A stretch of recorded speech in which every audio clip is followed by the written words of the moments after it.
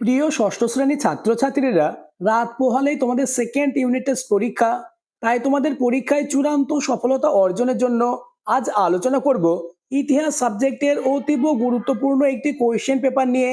তাই ভিডিওটি প্রথম থেকে শেষ পর্যন্ত দেখো, কেননা এই কোয়েশ্চেন পেপার থেকে বেশিরভাগ প্রশ্ন তোমাদের পরীক্ষায় হুবহু কমন আসবেই। শুরু করছি আজকের আলোচনা। দ্বিতীয় পর্যায়ক্রমিক মূল্যায়ন 2026, ক্লাস 6, বিষয় ইতিহাস, পূর্ণমান 50, সময় 1 ঘন্টা 40 মিনিট। দাগ নম্বর 1, সঠিক উত্তরটি বেছে নিয়ে লেখো। একের দাগে তোমাদের 8টি এমসিকিউ প্রশ্নের উত্তর করতে হবে।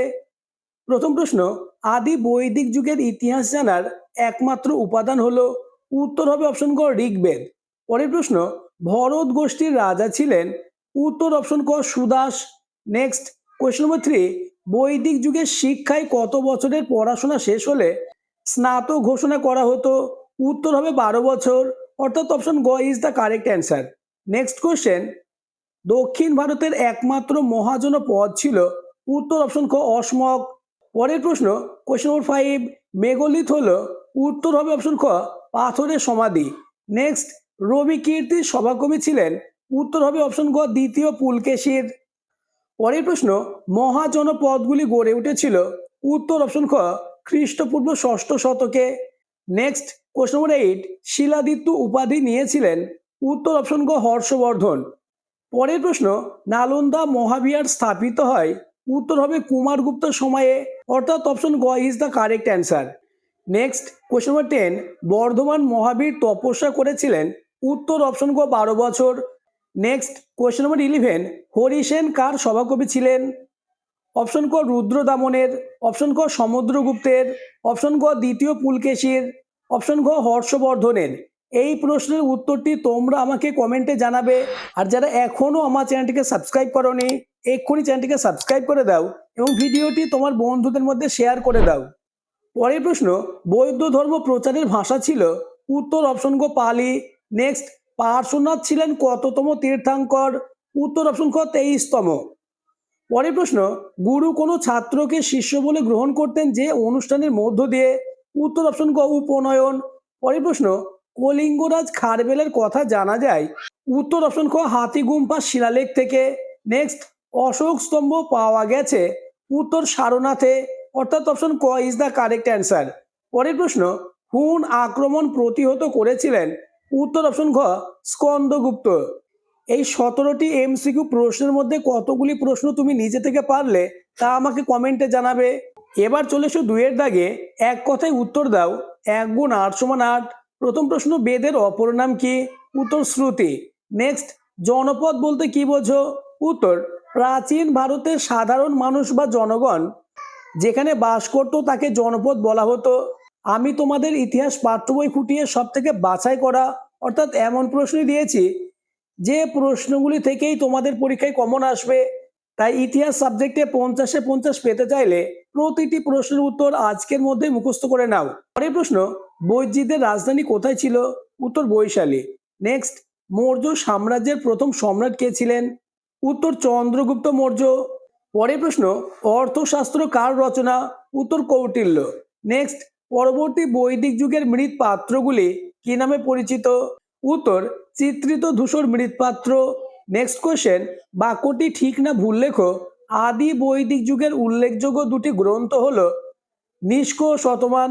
উত্তর ভুল, কেননা নিষ্ক ও শতমান কোনো গ্রন্থ না, এটি হচ্ছে মুদ্রা। পরের প্রশ্ন, জৈন ধর্মের শেষ দুজন তীর্থাঙ্করের নাম কি? উত্তর পার্শ্বনাথ ও বর্ধমান মহাবীর। পরের প্রশ্ন, জৈন বৌদ্ধ ধর্মে ত্রিরত্ন বলতে কি বোঝানো হয়েছে? উত্তর, জৈন বৌদ্ধ ধর্মে ত্রিরত্ন বলতে যথাক্রমে আত্মার মুক্তি বা মোক্ষ লাভের 3টি পথ এবং আধ্যাত্মিক জীবনের 3টি মূল স্তম্ভকে বোঝানো হয়েছে। নেক্সট, কোশ্চেন নম্বর 10, সুয়ানজাং এর লেখা গ্রন্থটির নাম কি? উত্তর, সুয়ানজাং বা হিউয়ানসাং এর লেখা বিখ্যাত গ্রন্থটির নাম সিইউকি।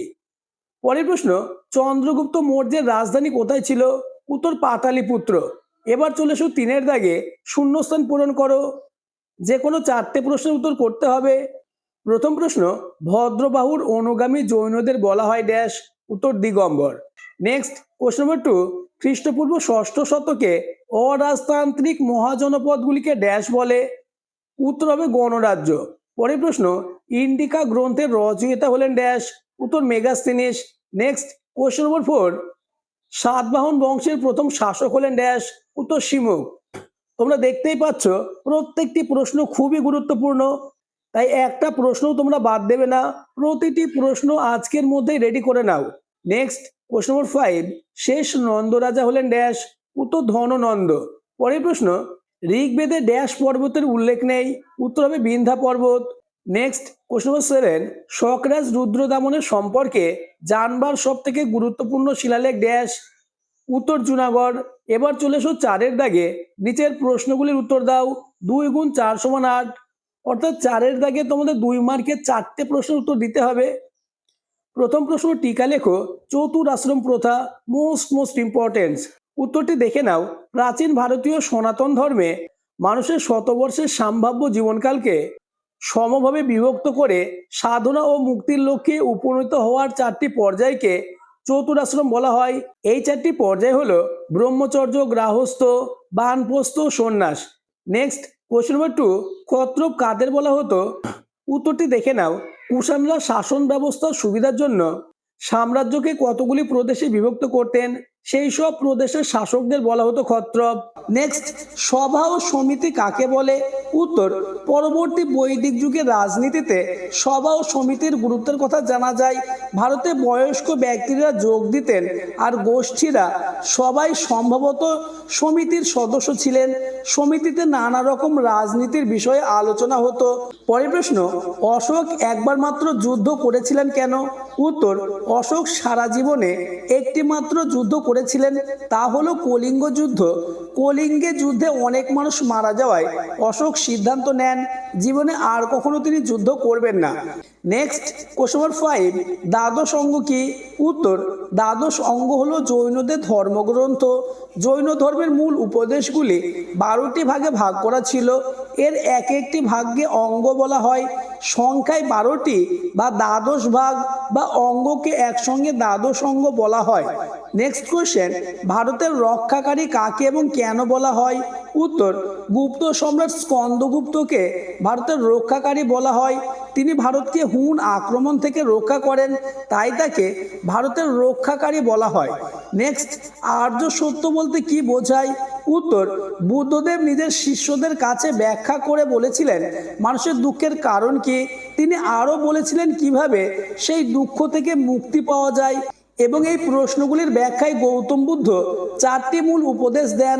প্রতিটি উপদেশকে বলা হয় আর্য সত্য এবং 4টি উপদেশকে একসঙ্গে বলা হয় চতুরার্য সত্য।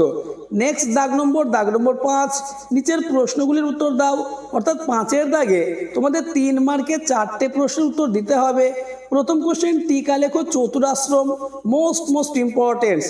উত্তর, পরবর্তী বৈদিক যুগের জীবনযাপনের 4টি ভাগ বা পর্যায়ের নাম ছিল চতুরাশ্রম। এগুলি হলো নাম্বার 1 ব্রহ্মচর্য।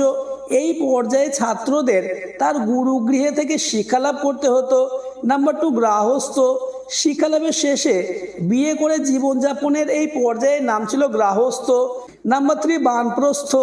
এই পর্যায়ে সংসার থেকে দূরে বনে কুঠির তৈরি করে সেখানে ধর্মচর্চা করতে হতো। নাম্বার 4 সন্ন্যাস আশ্রম। সবকিছু ভুলে ঈশ্বরের চিন্তায় ডুবে থেকে শেষ জীবন কাটানোর এই পর্যায়কে সন্ন্যাস আশ্রম বলা হয়। পরের প্রশ্ন, পঞ্চ মহাব্রত বলতে কি বোঝায়? উত্তর, জৈন তীর্থাঙ্কর পার্শ্বনাথ জৈনদের চতুরার্য ব্রত বা 4টি নীতি পালনের নির্দেশ দিয়েছিলেন। মহাবীর এই 4টি নীতির সঙ্গে আরও একটি নীতি যোগ করেন। বর্ধমান মহাবীরের যোগ করা নতুন নীতিটি হলো ব্রহ্মচর্য পালন করতে হবে। জৈন ধর্মে এই 5টি নীতিকে একসঙ্গে পঞ্চ মহাব্রত বলা হয়। নেক্সট কোশ্চেন, অশোকের ধর্ম কি? উত্তর, সম্রাট অশোক ধর্ম প্রচার করেছিলেন। অশোকের ত্রয়োদশ লিপিতে ধর্ম কথাটির উল্লেখ আছে। ধর্মের মূল কথা হিংসা না করা, ধর্মে প্রাণী হত্যা বন্ধ করার কথা বলা হয়। তাছাড়া পিতা মাতা সহ সব গুরুজনদের নির্দেশ মেনে চলার কথা বলা হয়। ধনী দরিদ্র সব মানুষের জন্য তিনি ধর্মের আদর্শ প্রচার করেন। নেক্সট কোশ্চেন নম্বর 4, হাতি গুম্ফা শিলালেখ সম্পর্কে লেখো। উত্তর, কলিঙ্গরাজ খারবেল হাতি গুম্ফা শিলালেখ খোদাই করান। এই শিলালেখ থেকে চেদি বংশের শাসক খারবেলের শাসন বিষয়ে জানা যায়। পাশাপাশি এই শিলালেখতে ভারতবর্ষ শব্দের উল্লেখ মেলে, যদিও ভারতবর্ষ বলতে সেই সময়ে হয়তো গঙ্গা উপত্যকার একটা অংশকে বোঝানো হয়েছিল। এই শিলালেখ থেকে আরও জানা যায় যে খ্রিস্টীয় প্রথম শতকের প্রথম দিকেই কলিঙ্গে চেদি বংশের শাসন শেষ হয়। পরবর্তী প্রশ্নগুলি আলোচনার আগে আবার বলবো, যারা এখনো আমার চ্যানেলটিকে সাবস্ক্রাইব করোনি এখনই চ্যানেলটিকে সাবস্ক্রাইব করে দাও এবং ভিডিওটি তোমার বন্ধুদের মধ্যে শেয়ার করে দাও। নেক্সট কোশ্চেন, কি কি কারণে মগধ শেষ পর্যন্ত বাকি মহাজনপদগুলি থেকে শক্তিশালী হয়ে ওঠে? উত্তরটি তোমরা দেখে নাও। এমন প্রশ্নপত্রই তোমাদের সেকেন্ড ইউনিট টেস্ট পরীক্ষায় থাকবে, তাই ইতিহাস সাবজেক্টে 50-এ 50 পেতে চাইলে প্রতিটি প্রশ্নের উত্তর পরীক্ষার আগে মুখস্থ করে নাও। পরের প্রশ্ন, সপ্ত সিন্ধু অঞ্চল বলতে কি বোঝো? বৈদিক যুগের প্রত্নতাত্ত্বিক বৈশিষ্ট্য লেখো। উত্তর, সিন্ধু নদ ও তার পূর্ব দিকের উপনদীগুলি দিয়ে ঘেরা অঞ্চলটির নাম ছিল সপ্ত সিন্ধু অঞ্চল। এই অঞ্চলটি ছিল আদি বৈদিক যুগের মানুষের বাসস্থান। এবার পয়েন্টস করবে বৈদিক যুগের প্রত্নতাত্ত্বিক বৈশিষ্ট্য। নাম্বার 1, বৈদিক যুগে তামা ও ব্রোঞ্জ এবং এই যুগের শেষের দিকে লোহার ব্যবহার ছিল বলে জানা যায়। নাম্বার 2, এই যুগে ঘোড়ায় টানা রথ ও তীর ধনুকের ব্যবহার প্রচলিত ছিল। নেক্সট এবং তোমাদের লাস্ট দাগ নম্বর 6, নিচের প্রশ্নগুলির উত্তর দাও। যে কোনো দুটি প্রশ্নের উত্তর দিতে হবে, প্রতিটি প্রশ্নের মান 5 করে। প্রথম প্রশ্ন, সমুদ্রগুপ্তের কৃতিত্ব আলোচনা করো। পরের প্রশ্ন, 16টি মহাজনপদের মধ্য থেকে মগধের সব থেকে শক্তিশালী হয়ে ওঠার কারণগুলি ব্যাখ্যা করো। পরের প্রশ্ন, নব্য ধর্ম আন্দোলন কেন গড়ে উঠেছিল? নেক্সট এবং আজকের আলোচনা লাস্ট কোশ্চেন, হর্ষবর্ধনের শাসন ব্যবস্থা সম্পর্কে আলোচনা করো। আজকের আলোচনা এই পর্যন্ত। আলোচিত প্রতিটি প্রশ্ন মোস্ট ইম্পর্টেন্ট, তাই প্রতিটি প্রশ্নের উত্তর আজকের মধ্যে মুখস্থ করে নাও। তাহলে ইতিহাস সাবজেক্ট নিয়ে তোমাদের আর কোনো দুশ্চিন্তা থাকবে না।